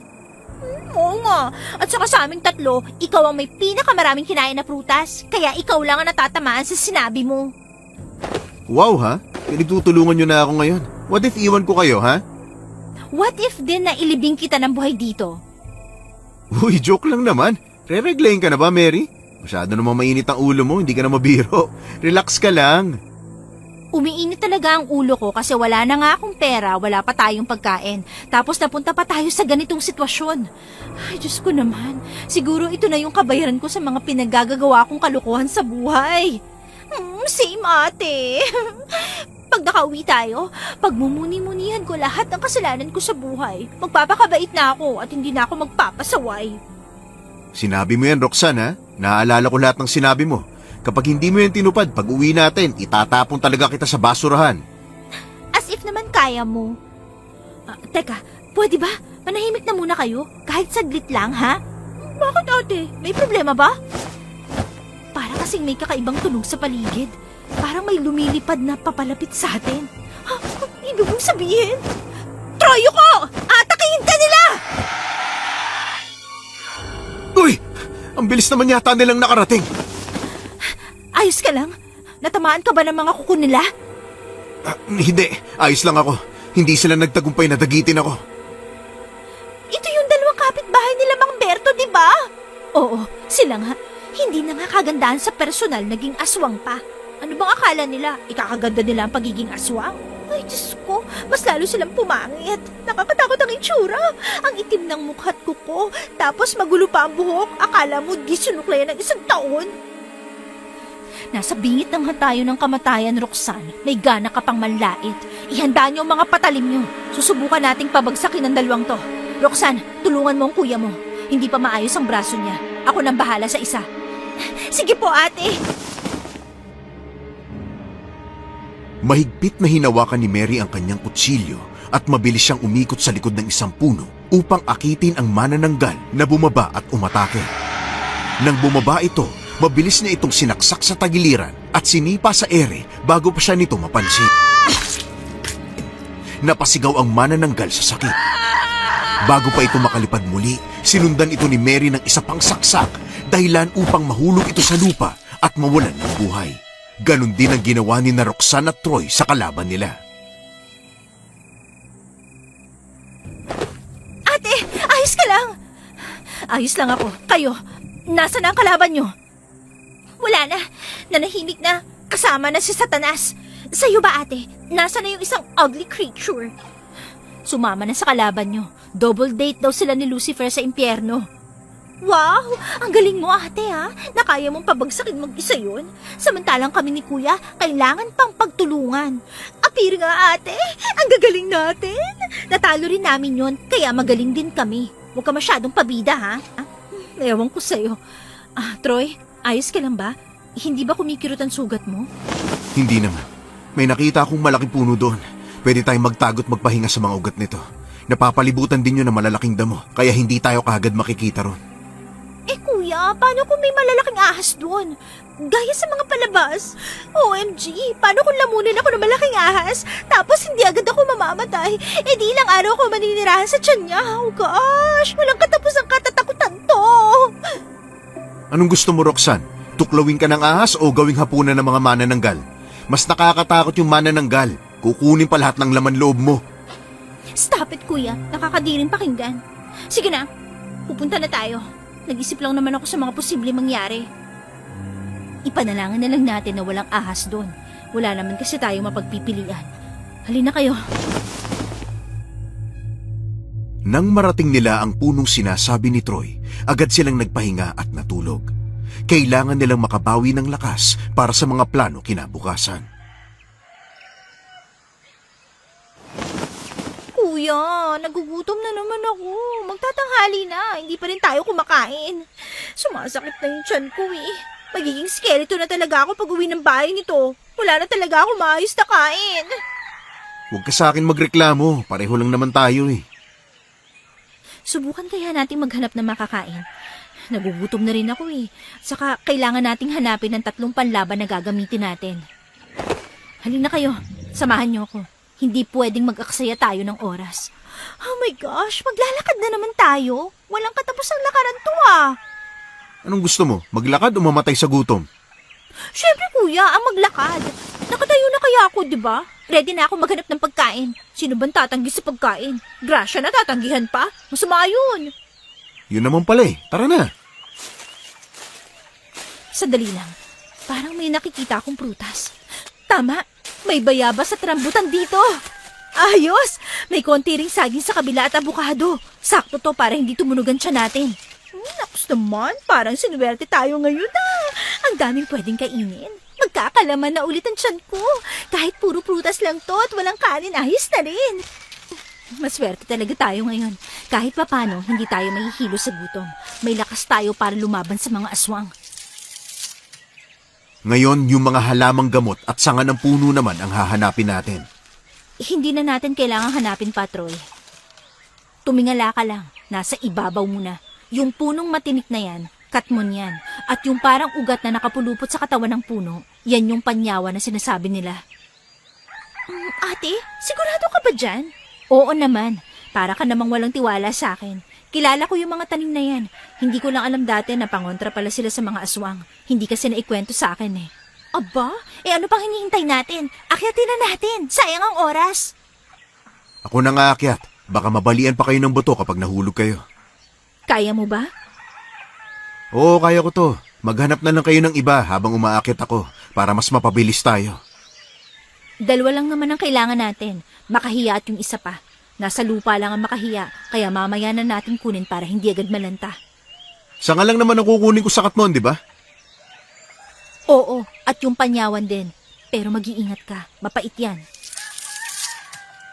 Okay na, nakuha ko na. Sige, bumaba ka na dito. Ayan! Sa wakas, kumpleto na rin!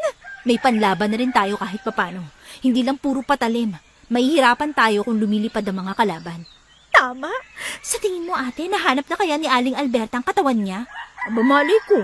Kung magpapakita siya sa atin, malamang nakita niya na yung kalahati ng katawan niya. Pero kung hindi, baka nasunog na yun sa sikat ng araw.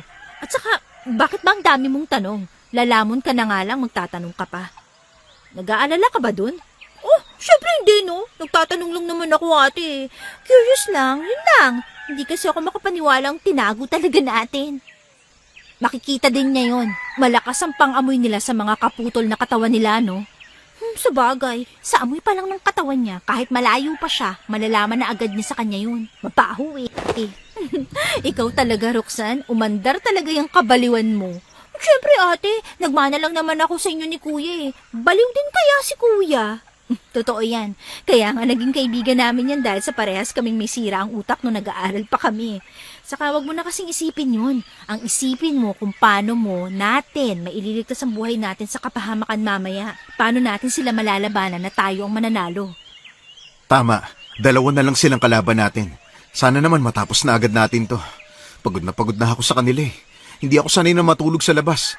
Ayos lang sana kung sa labas ng bahay namin, kaso sa labas ng gubat to eh.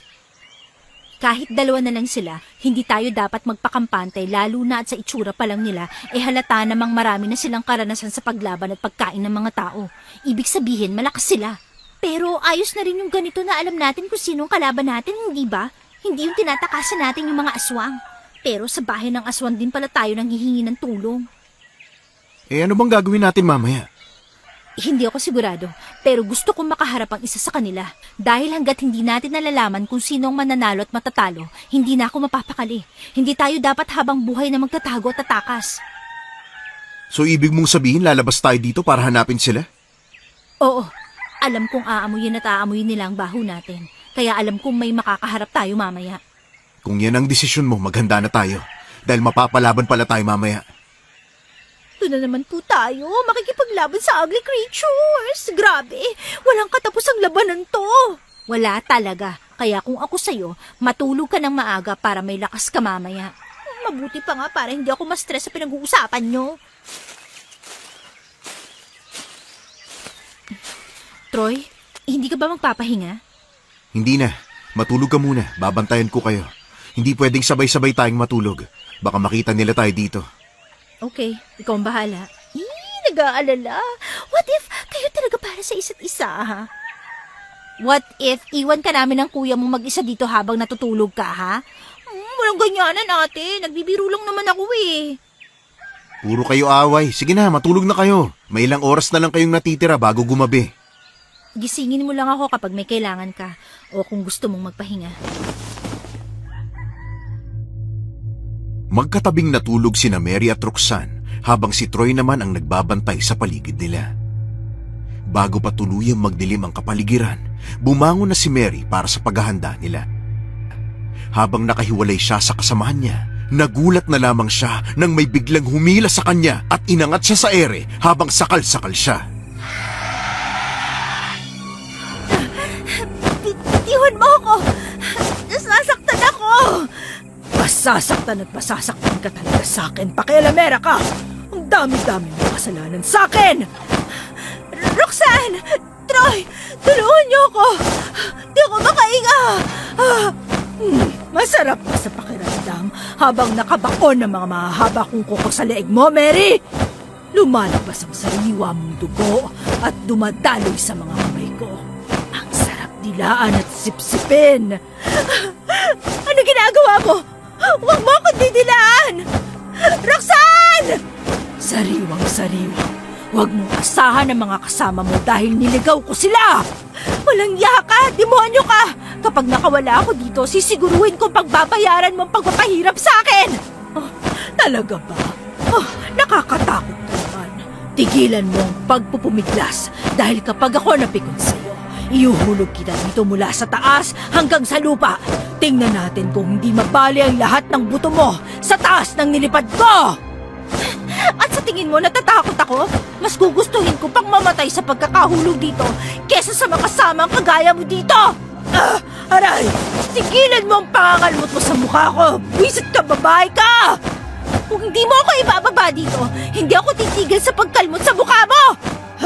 Ano ka ba? Huwag mo sirain ang pakpak ko! Matagal nang sira ang pakpak at mukha mo, kaya wala na masisira sa'yo! Hindi ka ba titigil? Pwede kang mamatay, pero handa pa rin akong kainin ang gutay-gutay mong katawan sa ibaba pag iuhulog na kita! Subukan mo! Tulong! Ate! Ate! Ayos ka lang! Aray! Aray! Parang nabali yata yung buto ko sa likod! Ate! Kaya mo pa bang gumalaw, ha? Oo naman! Mabuti na lang at bumaba siya ng konti nang inulog niya ako. Kasi kung hindi, baka mabali talaga ang buto ko. At saka maraming nakatambak na layang dahon ang binagsakan ko. Medyo masakit lang siya ng konti. Mabuti naman, ate. Hoy, Aling Alberta! Bakit hindi kami ang kalabanin mo, ha? Pangit ka na nga, laos ka pa. Hindi ka marunong lumaban ng patas. Mahina ka! Kaya pa ba, Mary? Pasalamat ka at binaba kita ng konti. Kasi kung hindi, bali-bali ang lahat ng buto mo! Hayop ka talaga! Sa tingin mo magpapasalamat ako sa iyo sa ginawa mo? Baliw ka na! Ginagalit niyo ako! Bakit niyo tinago ang katawan ko?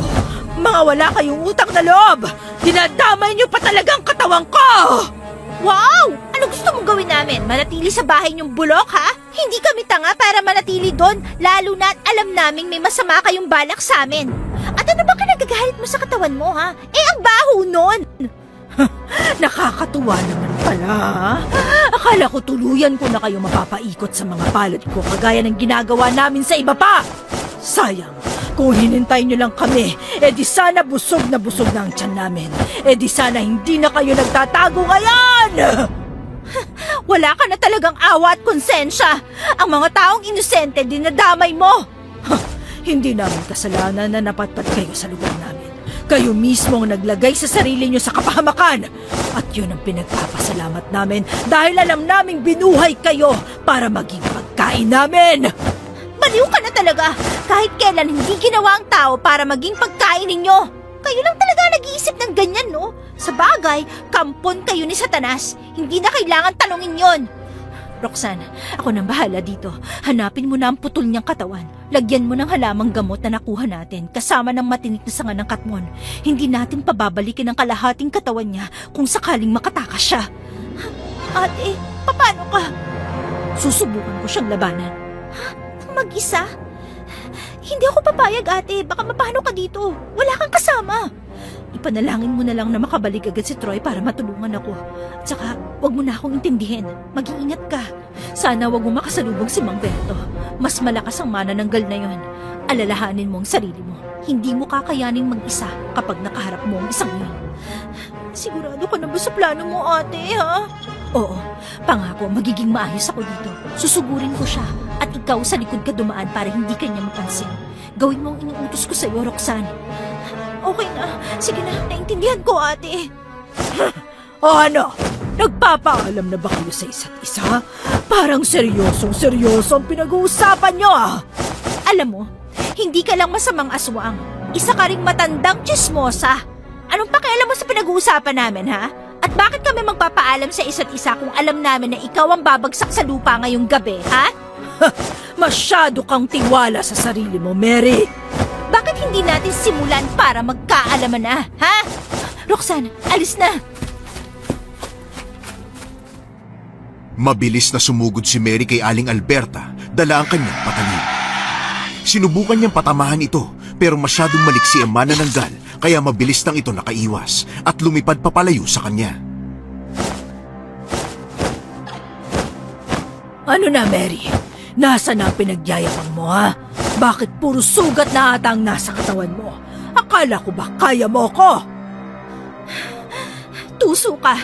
Kaya mo lang akong saktan kasi nakakalipad ka. Bakit hindi mo subukan pumantay sa akin, ha?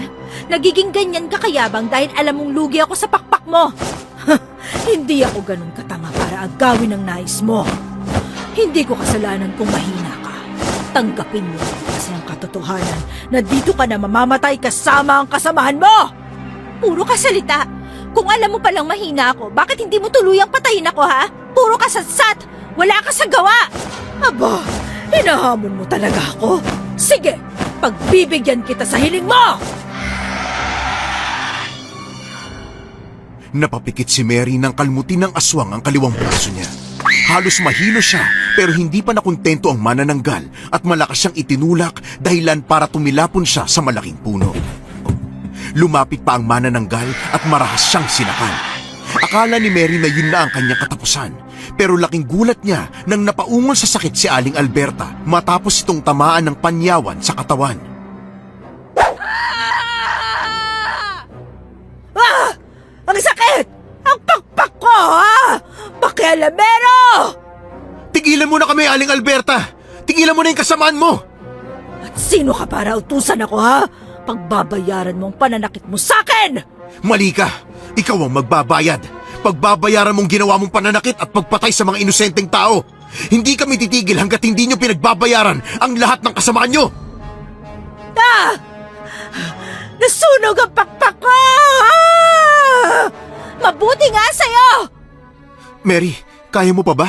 Pasensya na kung natagalan ako. Nahirapan ako makabalik dito dahil sa panliligaw niya.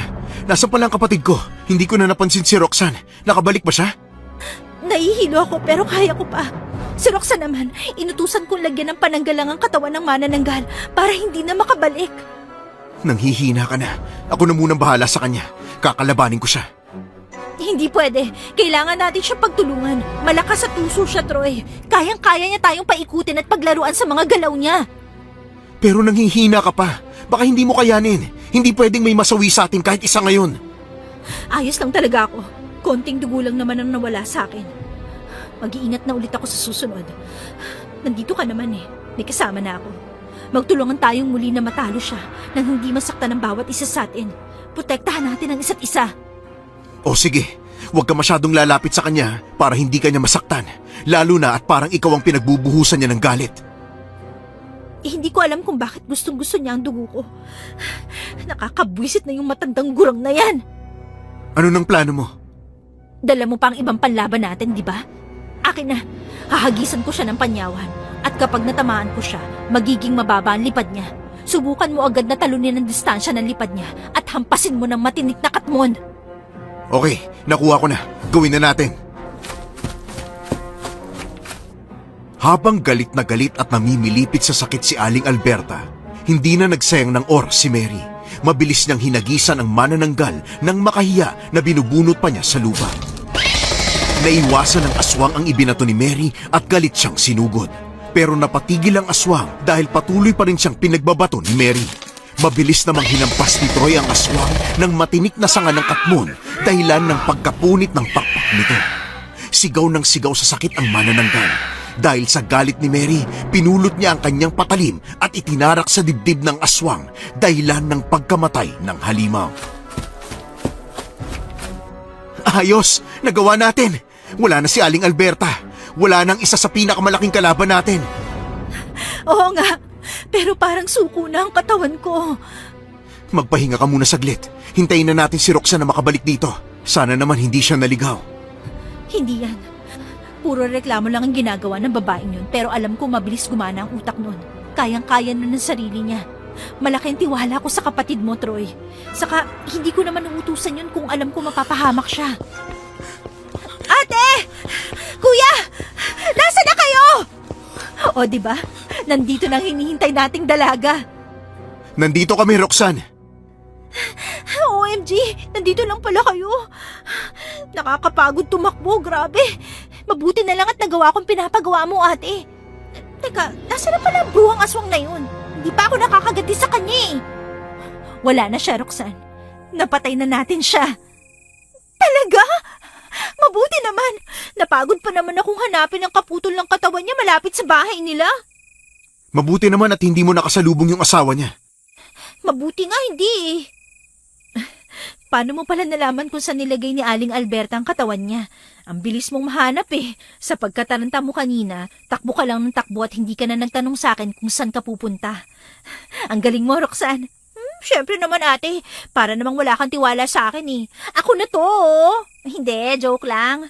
Alam ko naman kasing malapit sa bahay lang ni Aling Alberta niya iiwan ang katawan niya. Kaya madali ko lang nahanap, lalo na at sa may puno ng saging niya lang palaging iniiwan ang kalahati ng kanyang katawan. Ay, buti na lang, may naging ambag na naman ako sa labang ito.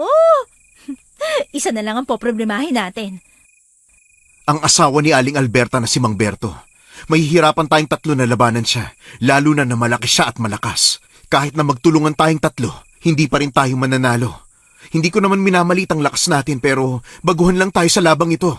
Ay, pagod na tayo. Naihilo na ako kakatakbo at saka sa gutom. Alam ko, kaya naghanda agad ako ng panibagong plano. Sana makayanan natin at siya na lang ang kalaban. Dito mauubos talaga ang lakas natin. Ha? Ano yun ate? Anong plano mo? Gawin ulit natin ang ginawa mo sa katawan ni Aling Alberta. Lalagyan natin ng pangontra ang katawan niya? Oo, sabay-sabay nating hanapin ang kalahati ng katawan niya at lalagyan natin ng panyawan, katmon at makahiya. Pagkatapos, anong sunod nating gagawin? Kapag nalagyan na natin ng pangontra ang katawan niya, subukan nating tumakbo para makatakas sa kanya hanggang sa abutan siya ng umaga. Hindi na natin kayang lumaban pa at saktong-sakto malapit na rin sumikat ang araw. Matatalo natin siya sa pamamagitan ng sikat ng araw. Ate, magandang ideya yan. Lalo na at parang alam ko kung saan iniwan ni Mang Berto ang katawan niya. Salamat naman kung ganon, Roxanne. Mapapadali ang trabaho natin. Pero paano kung makasalubong natin siya? Wala na tayong pagpipilian kundi labanan siya. Pero hanggat maaari, iwasan natin siya. Tumakbo tayo hanggang sa makakaya natin. Gagawin na ba agad natin to, ate? Maya-maya na. Babawiin muna natin ang lakas na nawala sa atin. Hindi ko na kayang tumayo pa. Sige, mas maganda nga kung magpahinga muna tayo. Tama. Baka sumabog na ang utak ni Ate Mary kakaisip na maaari nating gawin. Baka sabihin mo, ate, kinakawawa ka namin dito eh. Ay, hindi ba? Ate naman, syempre hindi. Mahal na mahal kaya kita. Ay, namimiss ko na ang bahay namin. Sana matapos na to. Sana manalo na tayo. Huwag nating hahayaang matalo tayo ng aswang. Hindi dapat siya ang magwagi kundi tayo dapat. Kung patuloy tayo magtutulungan, ate, sigurado ako mananalo tayo. Magagaling kayo makipaglaban ni Kuya eh. Malaki ang tiwala ko sa inyo. Kaya natin to. Teka, Akala ko ba magpapahinga tayo? Bakit puro daldalan kayo dyan? Hindi tayo makakapag-isip ng magandang plano kung buong oras tayo mag-uusap. Masanay ka na kasi ate, para naman maaliw yung isip mo. Mas gagana siya kapag nakapag-relax ka ng konti. Ha? Ganun pala yun? Kaya pala puro kadaldal sa eskwelahan nyo. Uy, grabe ka sa akin ate ah. Minsan lang kaya ako makipagdaldalan. Huy, tama na nga yan. Nagpahinga muna sila ng ilang oras bago ipinagpatuloy ang kanilang gagawin. Puno sila ng determinasyon na matapos agad ang laban kontra sa aswang para makaalis na sa lugar na yon. Grabe, parang mas lalong lumamig ang paligid. Natatakot na ako. Tumatayo lahat ng balahibo ko. Wow ngayon ka pa talaga matatakot kung kailan kompleto na tayo. Samantala kanina tumakbo ka lang na mag-isa.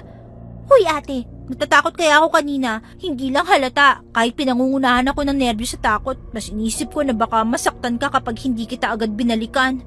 Sus, dapat na ba ako magpasalamat niyan sa'yo, ha? Oo naman, kaya dapat mo akong ilibre kapag nakauwi tayo. Kung makakauwi pa tayo. Kuya, wag mo nga sabihin yan. Nagbibiro lang, napakaseryoso nyo kasi. Sinong gaganaan makinig ng biro mo sa ganitong sitwasyon? Nasa bingit na nga tayo ng kamatayan. Baka ngayon habang naglalakad tayo makasalubong natin yung kamukha mo. Sino kamukha? Yung manananggal na si Mang Berto. Gusto mo ipakain kita sa kanila? Syempre hindi. Ikaw naman, di ka na mabiro eh. Tama na yung away dahil malapit na tayo. Dito pa lang simulan na natin ang hanapin ng kaputol ng katawan niya. Nandito lang yun sa tabi-tabi. Maghiwa-hiwalay kaya tayo para mabilis natin siyang mahanap. Yan din ang bala kong gawin natin. Siguruhin yung bit-bit nyo mga pangontra ha. At dito ako sa gitna maghahanap at dun ka sa kaliwa ate. At sa kanan ka naman Kuya Troy para mapabilis tayo dito. At siya na nga ang nagdesisyon. O sige, tumawag lang kayo kung may kailangan kayo. Umabot ng halos kalahating oras ang pag-iikot nila sa paligid, pero kahit anino ng putol na katawan ng lalaking manananggal ay hindi nila makita.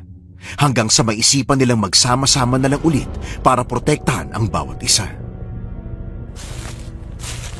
Hihilo na ako sa kakaikot pero wala pa rin ako nakikita.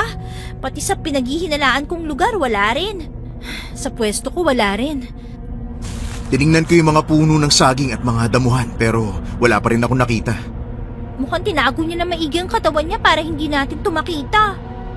Mautak din ang aswang na yan. Teka, parang may paparating. Magtago tayo! Saan tayo magtatago, ate? Sa likod ng puno. Bilisan mo ang pagtakbo, Roxanne! Teka lang, ate! Ayan na! Manahimik na kayo. Nandito na siya. Tama ka nga, ate. Ang laki niya. At napakabarako ng katawan niya. Ang pula ng mga mata niya. Mas nakakatakot siya kaysa kay Aling Alberta. Kung mahuhuli niya tayo, siguradong patay tayong lahat. Kaya nga hindi tayo dapat magpahuli sa kanya. Mukhang pupuntahan niya ang katawan niya. Ano ba naman yan? Mautak talaga ang isang to. Paano niya naisip itago sa loob ng malaking butas ng puno ang katawan niya? Kanina pa tayo naghahanap, nandun lang pala. Masama to. Mukhang babantayan niya ang katawan niya. Baka alam niya na patay ng asawa niya. Naku, mukhang galit na galit siya, ate. Anong gagawin natin? Hindi natin yan makukuha kung babantayan niya yan. Roxanne, marunong ka bang umakyat? Hindi, ipagawa mo na lang sa akin lahat. Huwag lang umakyat ng puno. Konting oras na lang at magliliwanag na. Hindi pwedeng makabalik siya. Troy, akyatin mo ang katawan niya at ihulog mo. Roxanne, ikaw ang maglagay ng halamang ito na susunog sa katawan niya. Pag nagawa niyo na, tumakbo agad kayo palayo para magtago. At ikaw, ate, paano ka? Lilibangin ko siya. Magpapahabol ka sa kanya? Oo, wala na tayong mapagpipilian. Hindi pwede ang kapatid mo at lalong hindi pwedeng ikaw dahil kailangan natin ng marunong umakyat. Ate naman eh. Magiging maayos lang ako, pangako. Sabay-sabay tayong uuwi. Basta gawin niyo lang ang inutos ko. Kayang-kaya ko pang gumalaw. Siguraduhin mong hindi ka magpapatalo sa kanya, Mary. Ipangako mo. Oo. Susunod agad kami sa'yo, ate. Kayong bahala. Pag umalis ako, gawin niyo na agad. Mabilis na tumayo si Mary at hindi na nilingon ang kanyang mga kasama. Agad siyang nagpakita kay Mang Berto at sumigaw ng malakas para makuha ang atensyon ng aswang. Galit na galit itong nakatingin sa kanya at hinabol siya. Kaunting distansya lang ang pagitan nila kaya humablot siya ng kahoy na panghampas. Ang lakas ng loob mong magpakita rito. Pinatay niyo ang asawa ko, kaya pagbabayaran niyo ang ginawa ninyo! Kayo ang naunang nanakit sa amin. Kaya sa tingin nyo, hindi kami lalaban? Kung nakakaya nyong kainin ng nauna sa aming mga tao dito, pwes, kami hindi. Kami ang tatapos sa kasamaan mo! Masyado kang bilib sa sarili mo. Kaya pala uhaw na uhaw ang asawa ko sa'yo dahil masyadong sariwa at mabango ang dugo mo. Nakakagutom ka. Parehas na parehas nga kayong sakim ng asawa at ng mga kasamahan mo. Gusto mo ang dugo ko, hindi ba? Dahil nagugutom ka? Bakit hindi tayo maglaro? Lugi naman ako kung ibibigay ko sa'yo ng libre ang katawan at dugo ko. Ano bang laro ang gusto mo? Simple lang. Hahabulin mo ko at kapag nahuli mo ko, sa'yo na ang dugo at laman loob ko. Madali lang, hindi ba? Yan! Yan ang gusto ko. Yung ikaw na mismo ang nag-aalay ng kaluluwa at katawan mo. Dahil sa sinabi mo, pagbibigyan kita, bibigyan kita ng palugid. Tumakbo ka ng tumakbo hanggang sa makakaya mo. At kapag naubos na ang 3 segundo, susundan kita. Ayos ba yon? Sige, magbilang ka na. Mula 1 hanggang 10. Takbo na, iha. Susunod na sa'yo si kamatayan.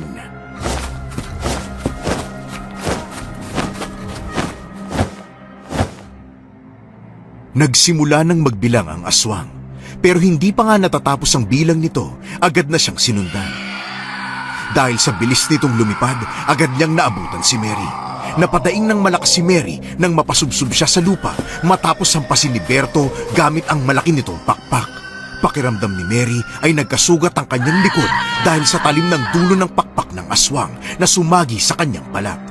Sinubukan niyang lumaban pero masyado nang nanghihina ang katawan niya kaya naghanap na lang siya ng matataguan.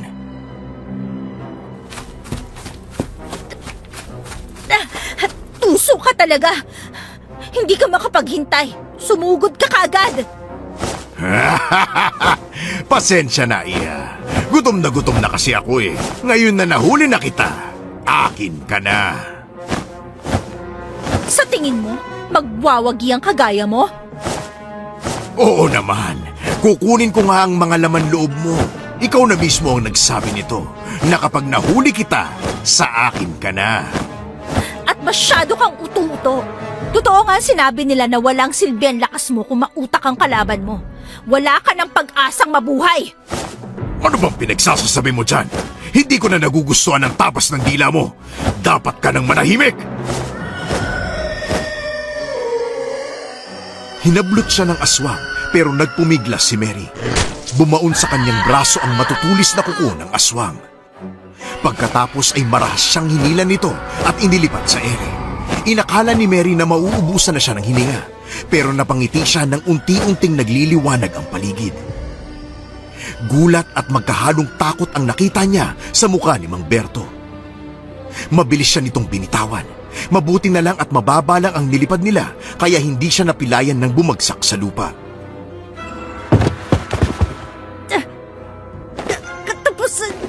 Katapusan mo na! Hindi ito pwede! Hindi ka na makakabalik sa katawan mo. Kahit anong gawin mo. Matatapos ka na. Mababalikan pa kita, Mary! Ito ba ang hahanapin mo, ha? Paano nasa iyong katawan ko? Salamat sa mga sinabi mong pangontra sa mga aswang. Nagamit din namin sa'yo. Hindi ka na makakabalik pa sa katawan mo. Hindi! Akin na yung katawan ko! Alisin niyo na mga halamang nakalagay dyan! Mga traitor kayo! Pagbabayaran yung lahat to! Wow, ah! Nakakahiyang marinig yan mula sa'yo. Sa ating lahat, kayo ang traidor. Magpaalam ka na dito sa mundo dahil maya-maya lang makikita mo na ang asawa mo kasama si Satanas sa impyerno dahil dun kayo lahat bagay. At paano namin pagbabayaran to kung mawawala ka na, ha? Mag-isip-isip ka rin! Paalam, Mamberto. Sana wag na kaming makakita ng mga kagaya niyong masama at tuso! Hindi! Hindi! Napangiwi si Mary habang pinagmamasdang sumisigaw na si Mang Berto dahil sa sakit. Nasunog na ang katawan nito dahil sa sina ng araw. Mabilis silang nagyakapan dahil sa saya na sa wakas ay namatay na ang huli nilang kalaban.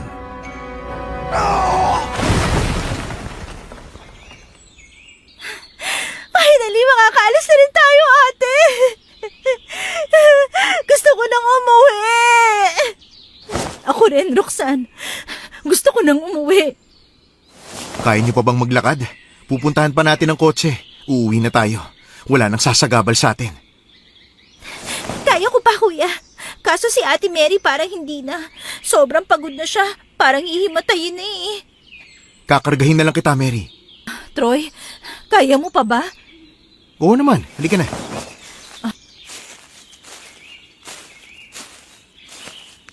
Sa syudad na ba tayo dediretso, ate? Oo naman. Bumalik na tayo sa syudad. Tatawagan ko na lang si Lola pag nakauwi na tayo. Sasabihin ko sa kanya nangyari kaya hindi tayo nakatuloy doon. Ay, sa wakas, matutuloy na rin ang pangarap kong makakain ng tunay na ulam. Bibili talaga ako ng maraming lechon manok kapag nakauwi na tayo. Mayaman ka? Baka pera ko na naman ang gagamitin mo, ha? Ayos lang yan, kuya. Kasama ka naman sa kakain eh. Alam ko naman nagugutom ka na rin. Ngayon lang kita pagbibigyan, Roxanne, ha? Tama na nga yan. Hindi pa nga tayo nakakarating sa kotse. Ang dami nyo nang sinasabi. Siyempre ate, dapat planado na lahat para wala na tayong iisipin pa pag uwi natin. Pero bago tayo umuwi sa bahay, dumiretso muna tayo sa ospital. Kailangan maggamot ang mga sugat natin, lalo na yung kay Mary. Oo nga. Ayos lang ba ang pakiramdam mo ate? Namumutla ka eh. Ayos lang. Nahihilo lang ako. Siguro dahil yun sa dugong hindi nakagalaw kanina dahil sa higpit ng pagkakasakal sa akin kanina. At saka may nawawalang dugo sa katawan ko kaya namumutla ako. Ate, wala ka nang nararamdamang ibang sakit, ha? Ay, Roxanne, maliban na lang sa mahapde at gutom, wala na ako ibang nararamdaman sakit sa katawan. Hindi nagtagal ay agad silang nakarating sa kotse na iniwan nila. Pumasok na si Mary sa loob at nagpahinga hanggang sa nakatulog, habang sina Troy at Roxanne naman ang nag-aayos ng sasakyan. Hindi rin nagtagal ay napaandar nila ang sasakyan nila, kaya agad silang umalis sa lugar na yon. Dumiretso na sila sa ospital. Ilang araw na namalagi si Mary sa ospital dahil sa dami ng check-up na ginawa sa kanya ng doktor. Dahil sa kanilang tatlo, siya ang may pinakamalaking pinsala. Hi ate, kamusta? Ayos ka na ba? Ano sabi ng doktor? Makakauwi ka na ba, ha? Ay, ano ba yan, Roxanne? Ang aga-aga, nambubulabog ka dito sa ospital. Oh, syempre ate, inaalala lang kita, no? So ano nga, ha? Ayos na ako. Kukunin ko lang ang results ko tapos pwede na agad akong umuwi. Wow, Nax! Mabuti naman! Nasan pala ang kuya mo? Ako yun nandito tapos si kuya ang hahanapin mo. Uy ate pinaghihinala na kita. Baliw.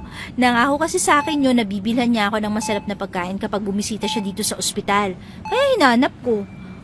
Saka, bakit kita hahanapin kung nasa harapan na kita, diba? Baliw ka talaga mag-isip no? Syempre, joke lang. Offensive ka masyado. Oh, nandito na pala si kuya. O kuya, yung pagkain daw. Nagugutom na si madam. Pasensya na kung natagalan, ha? Eto na. Salamat. Ano pala ginagawa nyo dito? Sabi kasi ni tita na baka ngayon ka daw makakalis dito sa ospital. Kaya nandito kami para tulungan ka mag-ayos ng mga gamit mo. Hindi na kailangan. Naayos ko na kagabi lahat ng gamit ko kaya wala na kayong aalalahanin pa. Aba, matigas talaga ang ulo mo ate, no? Sabi ng doktor, bawal ka daw gumalaw ng gumalaw. Baka mabinat ka. Napaka-OA mo naman, Roxanne. Ayos na kasi ako. Kayang-kaya ko nang lumaban ulit. Ano laban? Nananaginip ka ba? Gusto mo bang buhayin natin sila para may kalaban ka? Parang nakukulangan ka pa yata sa labanan na yun kahit munti ka nang mamatay. Huy, hindi kaya. Nagbibiro lang naman ako. Hindi kasi ako makapaniwala na nagawa nating lumaban at makaligtas sa kanila. Kalahain mo yun? First time nating makaharap ng ganong klaseng mga nilalang. Oo nga eh. Parang sa libro ko lang sila nakikita. Kapag nagbabasa ako ng mga libro ngayon, bumabalik sa akin na nangyari sa atin. Pero hindi ako natatakot kasi alam kong yun ang pinaka hindi ko makakalimutang adventure sa buong buhay ko. Kahit halos maging hapunan na ako ng mga aswang. Ako rin, hindi pa rin talaga ako makapaniwala na nagawa natin yun. Wala talagang imposible kapag nagtutulungan ang bawat isa sa atin. Nagawa natin yun dahil ayaw nating may masaktan isa man sa atin. At parehas tayong tatlo na nangangarap na makauwi ng magkasama at ligtas. Kaya importante talaga ang pagkakaisa sa bawat grupo o pamilya. Sobrang swerte ko talaga na kayo ang nakasama ko. Kahit papaano, hindi grabe ang naranasan kong takot dahil alam kong hindi nyo ko pababayaan. Thank you Ate Mary at Kuya Troy Walang anuman Roxanne. Kahit mangyari man ulit yon, hindi pa rin ako magdadalawang isip na magsakripisyo para sa kaligtasan nyo. Kaligtasan natin. At dahil nakaalis na tayo, yung pangako mong mag-aaral ka na maayos, Roxanne, ha? At saka, mabuti pa kalimutan na natin yung insidenteng yan. Ang gawin natin, mag-celebrate tayo sa pangalawang buhay natin. At higit sa lahat, magsaya tayo dahil wala nang ibang mabibiktimang tao sa daan na yon. Dahil napatay na natin sila. Good job, guys! Tama na ang dramahan. Kausapin na natin ang doktor ko para makapag-celebrate na tayo. Wow! Napaka-excited mo naman dyan, Madam Mary. Siyempre, kainan na eh.